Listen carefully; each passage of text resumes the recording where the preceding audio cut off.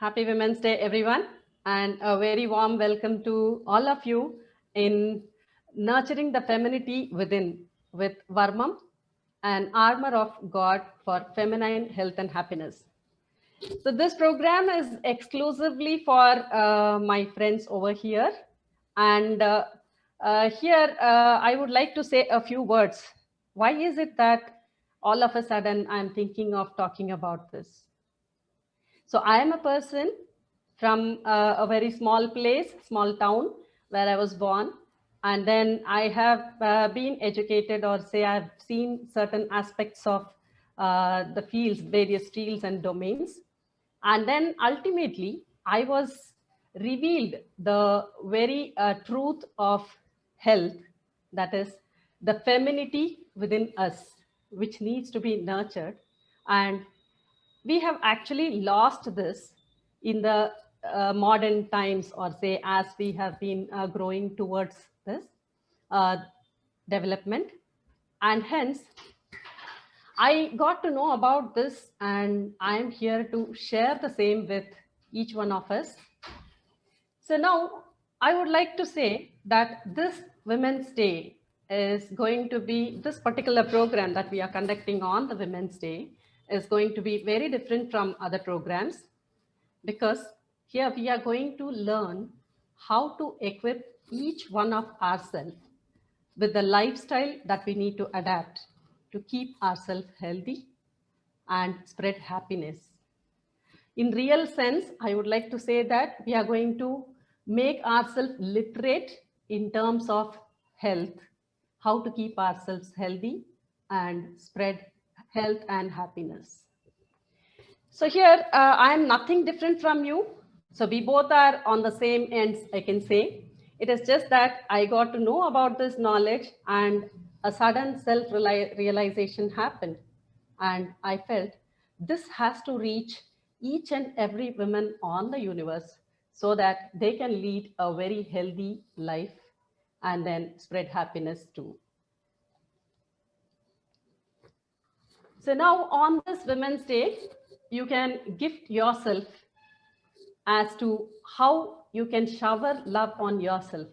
The main thing is we have forgotten how to care for ourselves. So let's just learn and also realize the importance of our health and happiness.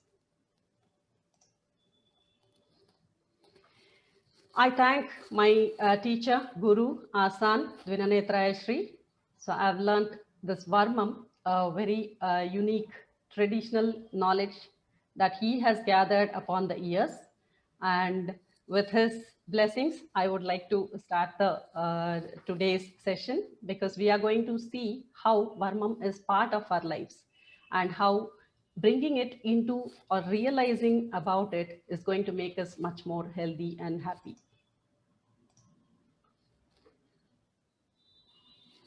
So now here, I would like to just put a small note over here that when I'm talking about the women, or say femininity or feminism, I'll be constantly using two words. One is Shakti, the other one is Shiva. So basically, this is not religion based. I would like to just make a point. It is about the Shakti is the energy, feminine energy within, and the Shiva is the masculine energy within. So even in the minutest cell that is there as part of our body, there is a masculine component and a feminine component. That is Shakti and Shiva coexist. It never happens that if there is no Shakti, then Shiva is there. So it is basically saying no Shakti, then no Shiva. So in Tamil, there is a very well-known proverb in which they say, Shakti illayel, Sivam illai. That is, if the femininity is not there, then there is no masculinity too.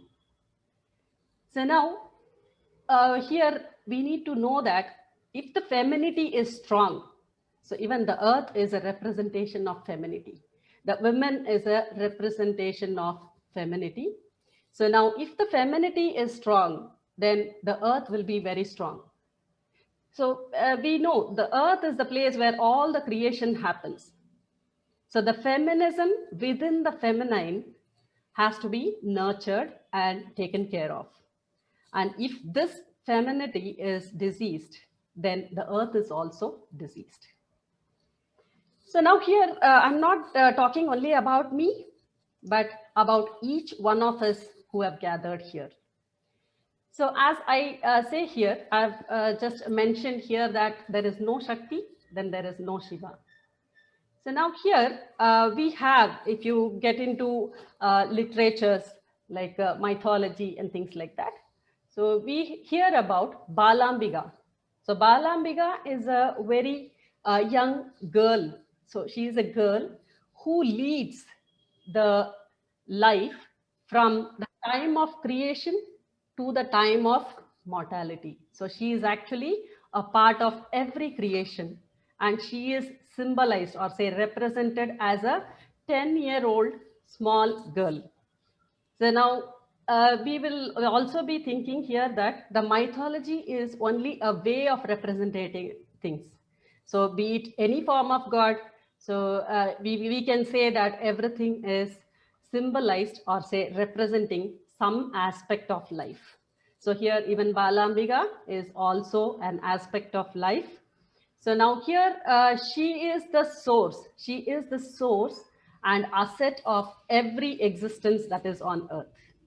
So she actually oscillates between three things in the world, which is the Brahma. So Brahma is nothing but representation of every creation. Then we have Vishnu. So Vishnu is again something which is helping you to maintain, so or say the several aspects of life. And then Shiva, he is the destructor of all the bad that is accumulated. So now this we say is the cycle of life. So right from creation to destruction, the whole thing is called the cycle of life. And then this one is led by Balambiga. At every aspect, you will see that at every aspect of growth. So from the time of creation to the time when we grow and to the time when we become mortal remains. So everywhere Balambiga is part of that. So now here, the feminine energy, if it is ill, then the masculine energy is going to suffer. So now that is why we say, why is masculine always part of a feminine thing? So in every female, there is a male. And in male, the femininity exists. So now whenever the feminine energy is down, the male suffer in various forms. So be it in the form of a father. So as a father, he suffers, as a husband, as a brother, and every aspect, everything, a son. So in all forms, the masculine also is suffering. So now what we need to do is, we need to take health in our hands so that there is no suffering on the earth. So now who are we, or say who is a woman? So women is nothing but one of the forms of energy. So now the energy can be in three forms. So again, I'm just trying to use these correlations so that we can see where exactly we fall. We can understand what we are. So one is Shakti. So Shakti is the demanding and aggressive energy. So now anything she wants, she will do it. She will achieve it. So now very, very aggressive and try to just go and finish whatever is needed. The energy is very, very high here. Then there is another energy, which is Narayani. So Narayani means very sensible. So she'll be able to balance both what is to be done and when it has to be done. So there is a kind of balance over there. And then the other form of energy is Saraswati. So Saraswati is knowledge, but with ignorance. So now here, there is no aggression. You can't see an aggression, you can't see a balance, but it is focused towards one particular thing, that is knowledge, by introducing ignorance towards other things. So now here, what we can say is, if you see the kind of energy, or say if you see the attitude or aspect that each one is focusing on, we can somewhere correlate it. It is going to be very similar to the Tridosha. So Tridosha means here we say there is a representation of Vata, Pitta and Kapha. So now Pitta is very, very aggressive. So now Pitta can be denoted by Shakti. So now this Narayani is the one which is helping you to move along the life. So that is Vata. And similarly, for Saraswati, you have to be very calm down. There should be a proper calm, composed, we can say that, very composed and then focused, and then not much mobile. So there is a certain thing that you are focused into one particular thing. So that we can represent it using the Kapha. So here we will see these energies are working together and then make the individual live healthy. So now the ailments that comes out is also relevant to this.